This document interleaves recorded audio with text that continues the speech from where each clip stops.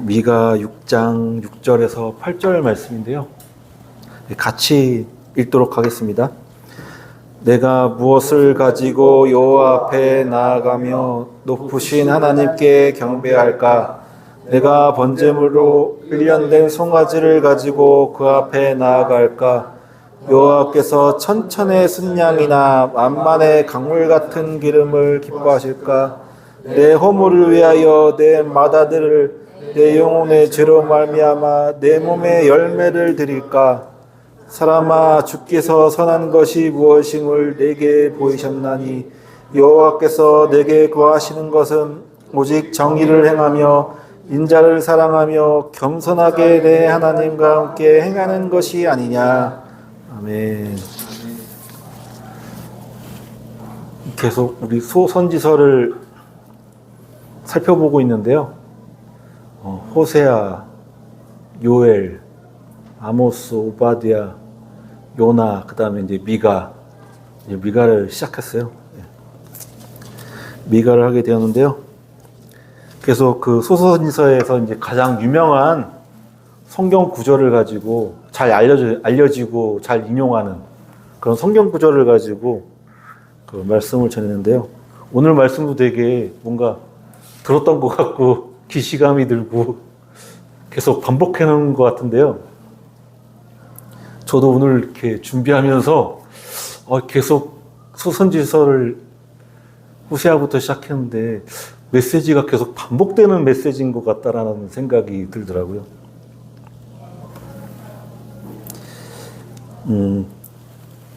오늘 그 말씀은요, 여호와께서 구하시는 것이라는 제목으로 하나님 말씀을 선포하고자 합니다.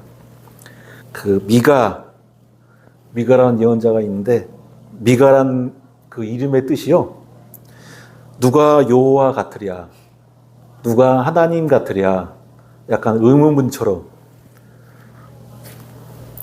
이런 이름의 사람이에요. 저기 미가 7장 18절에 보면은 자기 이름을 넣어가지고 성경 구절이 되는 구절이 있더라고요. 주와 같은 신이 어디 있으리까? 주께서는 죄악과 그 기업에 남는 자들의 자의 허물을 사유하시며 인애를 기뻐하심으로 진노를 오래 품지 아니하시나이다. 그 개역개정은 되게 이해하기가 좀 어렵게 돼 있는데, 여호와 하나님 같은 신이 어디 있느냐? 이게 읽어보면은 미엘 카모아라고 앞에 미자랑 카자를 넣어가지고 미가 자기 이름을 넣어가지고 이제 성경 구절 미가 7장 18절에 있더라고요. 그러니까 하나님께서는 그 사람의 죄악과 허물을 계속 생각하고 진노를 오래 품지 않으신대요. 왜냐하면 하나님은 인애, 헤세드를 기뻐하시기 때문에 분노를 오래 참고 있지 않다. 이게 미가는 1장부터 7장까지 있는데 7장 결말 맨 끝에 절에서 세 번째 절이 7장 18절이거든요. 결론을 그렇게 낸 거예요. 하나님은 인애가 많으신 분이시다. 결론은. 은혜의 말씀으로 끝나죠. 근데 그 미가라는 선지자라는 그 주전, 그러니까 예수님이 태어나시기 한 700년 전에 활동했던 예언자인데 이사야랑 동시대에 활약했던 사람이라고 합니다.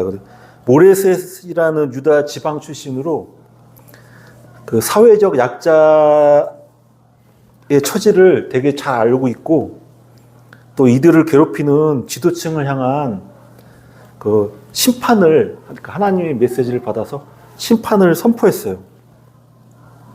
그리고 그 미가는 처음에 그 예루살렘 성전의 멸망을 명확하게 드러내서 선포한 예언자이기도 하대요. 제 책에서 읽어보니까 제가 발견한 건 아니고요. 미가 3장 12절에 이러므로 너희로 말미암아 시온을 갈아엎을 없는 밭이 되고 예루살렘은 무더기가 되고 성전에 사는 수풀의 높은 곳이 되리라. 그러니까 예루살렘의, 그러니까 우리 이스라엘의 나라에서 수도는 수도 서울은 예루살렘이잖아요. 정치와 종교의 중심이 예루살렘인데 미가의 예언으로 말미암아 그 예언은 쑥대밭이 된대. 그러니까 이스라엘의 멸망을 예언했어. 멸망하기 전에. 그 미가서의 구조는 우리가 지금 이제까지 이렇게 소선지서를 봤는데 비슷해요. 내용과 그 구성이 너무 유사해요. 제가 보니까. 마치 그 각각 다른 인물이 성경을 썼지만 한 성령님에 의해서 그 성령의 감동하심을 받아서 그 하나님께 받아 말하는 것이 성경이기 때문에 아마 그런 결과가 나오지 않았을까. 구성이 항상 처음에 하나님의 백성, 그 선민들의 불순종과 교만, 그리고 정치 지도자들, 종교 지도자들의 사회적 불의와 종교적 부패로 인해서 많은 선지자, 예언자들이 회개하고 돌아오라 외치고 선포하였는데 불순종할 뿐만 아니라 그런 선지자와 예언자들, 이빠른 소리하는 사람들을 죽이기까지 했어요. 그리고 종국에는 북이스라엘과 남유다가 멸망으로 실판을 향해요. 하지만 남은 자를 모으시고 이스라엘을 다시 회복시키겠다는 희망의 메시지를, 또 구원의 메시지를 선포하세요. 이런 구성이 호세아부터 유사해요. 왜 심판을 받게 된다 예언하고, 왜 심판을 받는지 구구절절 그 심판을 받는 이유를 말씀해 주시고, 그 심판 이후에 그 남은 자들을 다시 회복시키겠다, 구원시키겠다는 희망의 메시지로 끝나는 게 유사하고 비슷하더라고요. 그러면 미가가 선포한 이스라엘의 죄악을 말하자면 첫 번째, 지도층의 부패예요. 근데 몇천 년이 지나도 우리나라도 그렇고 미국도 그렇고 항상 어딜 가나 동남아시아도 그렇고 캄보디아도 그렇고 이 지도층의 부패로 말미암아 캄보디아 같은 경우에는 그런 범죄 집단이 캄보디아 안에서 암약하고 있는데도 불구하고 경찰에게 돈을 꽂아주고 정치인들에게도 연줄을 닿아가지고 해주고 하니까 눈 감아주다 보니까 한국 사람이 죽게 되는 판국에 있고, 심지어 대한민국 대통령이 이제 압박하는 상황까지 오잖아요. 동일시 되는 거야. 그냥 범죄자를 그냥 비호했지만 그게 범죄자가 되는 거예요. 그냥 캄보디아 지도자라고 하지만은 어떻게 보면 같이 벌 받아야 돼. 악을 눈 감았으니까. 그런 지도층의 부패, 통치자, 정치인들, 제사장들, 선지자들. 여기서 선지자는 우리가 선민이고 선택받은 민족인데 하나님께서 멸망시킨다는 말을 듣는 거야? 내 말을 들어. 이런 거짓 선지자들, 하나님 말을 왜곡해서 곡해하는 그런 선지자들을, 지도자들을 비판했어요. 그리고 지도자들이 가난한 자를 억압하고 힘 있는 자들이 약한 자를 억압하고 착취하고 뇌물을 받고 심지어는 돈을 받고서 공정한 심판을 굽게 하는 불의를 행했어요. 계속 이 반복하는 것 같은데, 저번 주 금요일, 저번 주 금요일 계속 반복하는 것 같은데, 그러니까 그 예언서를 썼던 선지자들, 예언자들은 같은 걸 본 것 같아요. 아무래도 사람은 다르지만 또 성경에 이런 말 있잖아요. 어떠한 사건을 저질렀는데 두세 사람이 같은 증언을 하면은 그건 진리로 여겨진다고. 아마 하나님의 뜻이 이러지 않을까. 지금 이스라엘 백성의 죄. 근데 말은 그냥 이스라엘에게 퉁치지만은 우리들의 죄도 돼요. 우리한테 하는 말씀일지도 몰라. 그리고 선민이나 주장하는 그 하나님 백성들도 침상에서부터 이 성경 구절에 침상에서부터라고 그러는데 자기 전에 이 사람의 땅을 빼앗고 집도 빼앗고 그 안에 사람들을 종으로 삼아서 부려먹어야지. 나의 이득을 위해서 나의 동족이고 나의 같은 민족인 사람을 종으로 부려먹어야지. 라는 악한 생각을 자기 전에 하는 거야. 악한 계획을 꾸미고 타인의 재산과 땅을 그리고 사람을 종으로 끌고 가서 불법으로 빼앗아가고 단순히 도덕적 문제가 아니라 하나님의 율법을 깨뜨린 하나님께 정면 도전을 하는 교만한 죄였어요. 레위기 25장 39절 43절에 너와 함께 있는 내 형제가 가난하게 되어 내게 몸을 팔리거든 너는 그를 종으로 부리지 말고 품꾼이나 동거인과 같이 함께 있게 하여 희년까지 너를 섬기게 하라. 그때에는 그와 그의 자녀가 함께 내게서 떠나 그의 가족과 그의 조상의 기업으로 돌아가게 하라. 그들은 내가 애굽 땅에서 인도해낸 내 종들이니 종으로 팔지 말 것이라. 너는 그를 엄하게 부리지 말고 내 하나님을 경외하라. 모세 오경에서부터 이스라엘 백성들이 같은 민족을 종으로 부르지 말라고 했어요. 왜냐하면 이스라엘의 백성들은 다 하나님 거야. 하나님의 종이에요. 애굽의 종되었던 노예들인데 짐승의 핏값, 예수 그리스도의 핏값으로 이 노예들을 샀어요. 핏값 샀기 때문에 이스라엘 백성은 종이 아니야. 내 것이야. 하나님의 백성이야. 하나님의 것인데 하나님의 종을 개인의 종으로 부리지 말라. 엄격하게 명하고 계신데 이때 당시 이스라엘 백성들은 하나님의 명령에 정면 충돌한 거야. 그러니까 하나님을 무시한 거죠. 종으로 삼지 말라고 했는데 심지어는 그냥 강도처럼 막 들이닥쳐가지고 그리고 땅도 빼앗았대요. 원래 땅은 각 가문에게 주어지면 그거는 계속 그냥 갖고 있는 거예요. 그 가문의 땅은 절대 남에게 팔거나 사거나 할 수가 없는 거예요. 나중에 뭐 이렇게 빚이 져서 땅이 넘어가도 희년이 되면 다시 돌려줘야 돼요. 자기의 분깃이라고 하죠. 그러니까 각자 하나님께서 주신 땅이 있어요. 달란트가 있어. 어느 누구도 빼앗을 수가 없어요.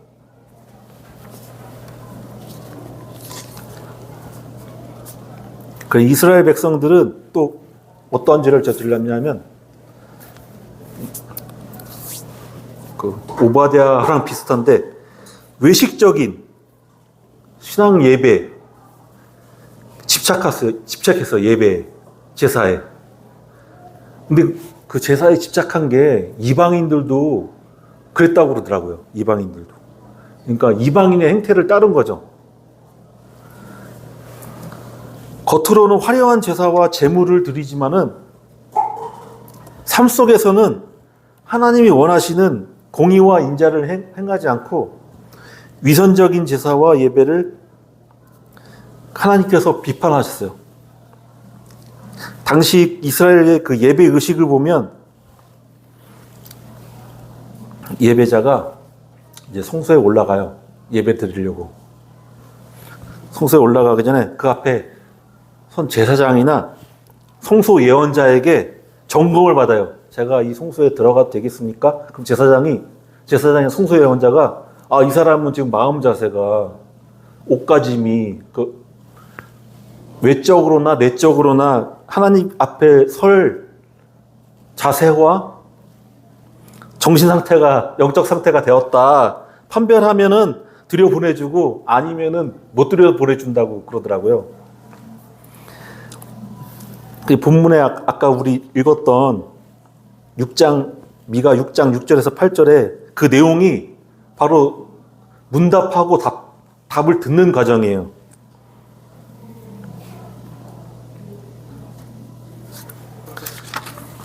미가 6장 6절에 보면은 이렇게 얘기하잖아요. 예배자가 내가 무엇을 가지고 여호와 앞에 나아가며 높으신 하나님께 경배할까? 내가 번제물로 1년 된 송아지를 가지고 그 앞에 나아갈까? 여호와께서 천천의 순양이나 만만의 강물 같은 기름을 기뻐하실까? 순양, 그러니까 번제로 드리려는 제물이고요. 기름, 만만의 기름, 강물 같은 기름. 그러니까 천천과 만만은 천 곱하기 천, 만 곱하기 만 이런 뜻도 있지만은 무수히 많은. 그러니까 겉으로 보기에도 와 대단하다. 엄청 많네. 엄청 비용을 많이 들었겠는데 라고 뜻할 정도로 그 많은 양의 하나님께 예물을 드리면 하나님이 기뻐하실까 물어보는데 심지어는 이래요. 내 허물을 위해서 내 맏아들을 또 내 영혼의 죄를 말미암아 내 몸의 열매, 그러니까 자식이에요, 자식. 자식을 하나님께 드릴까? 그러니까 이스라엘 백성들 마음에는 이미 이방 민족의 그런 제사와 예배가 물들었어요. 오염된 거예요. 제사 절대 하나님께서는 그 몰렉이라고 몰렉의 신인데 몰렉의 신이 바알과 아세라랑 비슷하게 풍요와 번성 그리고 그 애를 많이 낳는 걸 뭐라고 하지? 다산을 상징한대요. 근데 옛날 사람이나 요즘 사람이나 다 똑같구나. 잘 먹고 잘 살고 싶어 하는 거는 다 인간의 본능인가? 약간 그런 생각이 드는데 그런 이방 몰렉 신을 위해서 불 위를 걷게 한대요. 심지어는 자기 왕권을 이어받을 맏아들도. 실제로 그게 열왕기 하에 나와 있어요. 걷게 한다는 게 그냥 불쇼처럼 막 이렇게 불 깔아놓고서 막 이렇게 걷는 게 아니라 몰렉이라는 그 신을 몸은 건장한 남자고 머리는 소의 모양인데 그걸 동으로 만들어 동인가 쇠로 만들어가지고 그 위를 걷게 한대요. 그러면은 막 꽹가리 치는 거야. 왜냐하면 애기를 그래 몰렉에게 이제 불태워 주기로 번제를 드리는데 애기가 그거 지나가는데 막 비명지르잖아요. 그 얼마나 깨름직해. 그러니까 그 소리를 묻히게 하려고 꽹가리를 막 치는 거야. 저도 책에서 읽었어요. 그 정도로 자기의 죄를 사하려고 그런 무자비한 죄를 짓는 그 행위를 할까라고 그 예배 드리는 자 앞에서 그런 얘기를 한다는 것 자체가 벌써 올바른 예배관이 안 잡혀 있는 거예요. 선민으로서의 자세가 안 된 거죠. 심지어는 자기 열매, 아들뿐만 아니라, 얼마나 그 마음에 평강을 안 주셨으면, 생각해 보세요. 공의와 인애를 행하지 않고 하나님과 동행하지도 않으면서, 그러니까 모두 죄졌지만 하나님께 제대로 예배드리고 하면은 하나님께서 용서해 주시고 복 주시겠지? 이런 이방적인 마인드가 이미 이스라엘 백성들 침투에 들어가가지고 엉뚱한 생각을 갖고 있는 거예요. 그러니까 그 미가라는 예언자가 그 제사장을 옆에 미치고 자기가 얘기하는 거예요. 하나님 말씀을 전하는 거예요. 6장 8절에 사람아 주께서 선한 것이 무엇임을 내게 보이셨나니 여호와께서 내게 구하시는 것은 오직 정의를 행하며 인자를 사랑하며 겸손하게 내 하나님과 함께 행하는 것이 아니냐. 여기서 정의는 미시파트고 인자는 헤세드고, 그러니까 이 구절이 정의를 행하며 인자를 사랑하며 겸손하게 내 하나님과 함께 행하는 것이 아니냐 하는 이 메시지가 호세아와 아모스와 이사야의 메시지를 합친 거예요. 합친 거 같다고 그러더라고요, 연구자들이.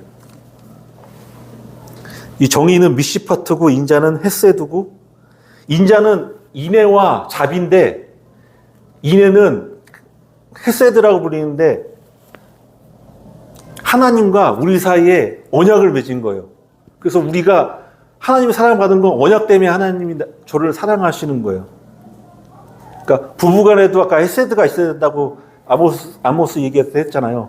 그러니까 부부와 저와 사이에도 계약이 있잖아요. 부부로서 계약이 있으니까 인애를 보여줘야 돼. 부부로서 남편으로서의 본분을 보여줘야 되고 또 자비를 행해야 되고, 하나님께서 원하시는 거는 또 겸손한 마음이에요. 교만한 자가 아니라 겸손히 자기 마음을 찢고 회개하라고. 번제를 왜 드리겠어요? 송아지를 잡아서 죽여서 각을 떼고 막 소가 막 괴로워할 거 아니에요. 아, 원래 내가 죽어야 되는데 소가 대신 죽네.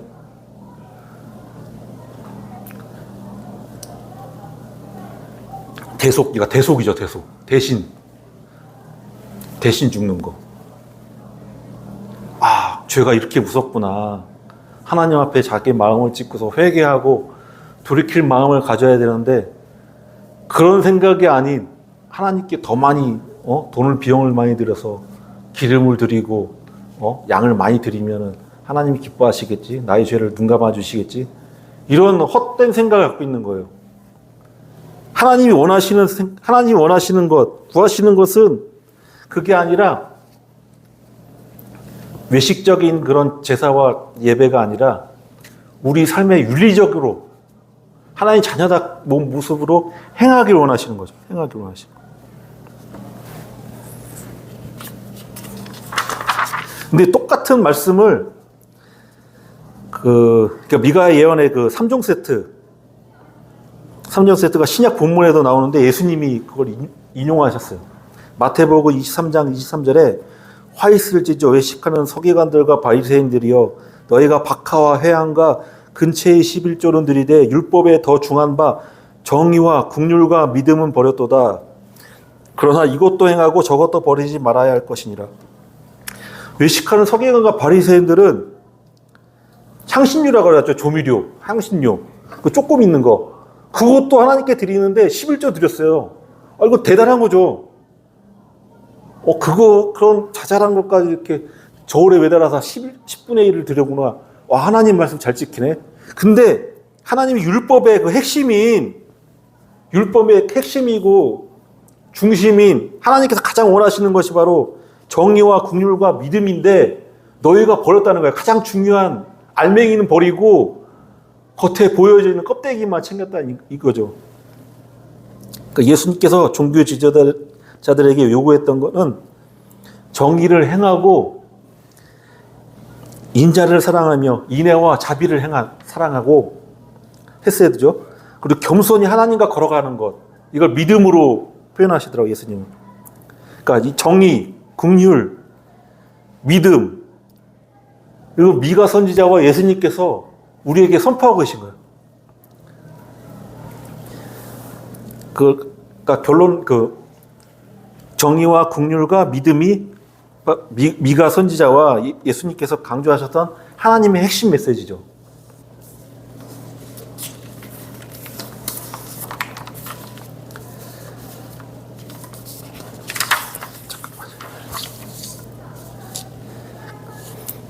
이게 그 미가서에서 나오는, 제가 제미나이를 한번 들어가서 미가의 대표적인 구절이 뭐야 하니까는 오늘 본문 말씀이더라고요.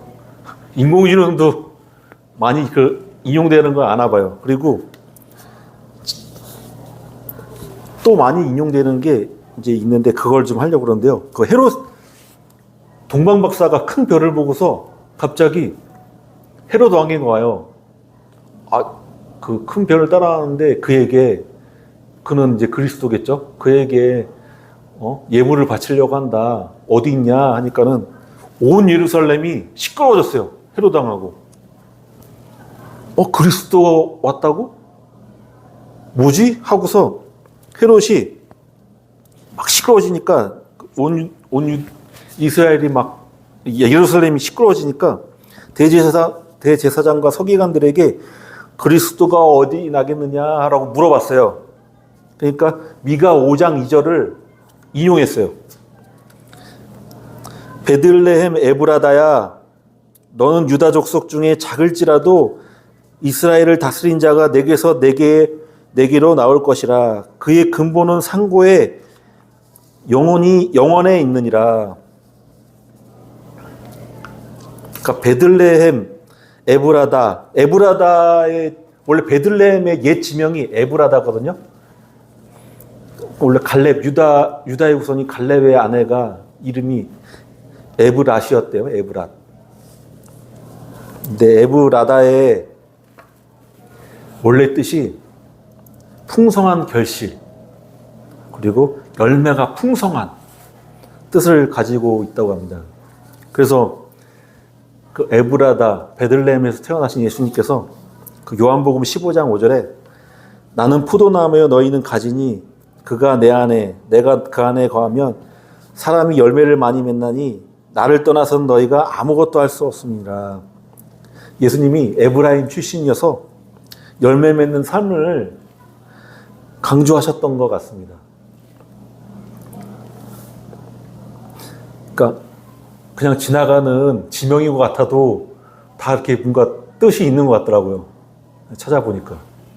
그래서 여러분도 풍성한 열매를 맺는 그리스도인이 되시기를 예수 그리스도의 이름으로 축복합니다. 또 이게 베들레헴이라고 베들레헴의 뜻이 그 떡집이거든요. 떡집. 작은 마을인데 워낙 먹을 것이 풍부했나 봐요. 그래가지고 그걸로 이제 떡을 만드느라고 떡집이 이렇게 많아져가지고 베들레헴이라고 불렀다는 얘기가 있더라고요. 근데 이 떡집이라는 뜻도 되게 의미가 있어요.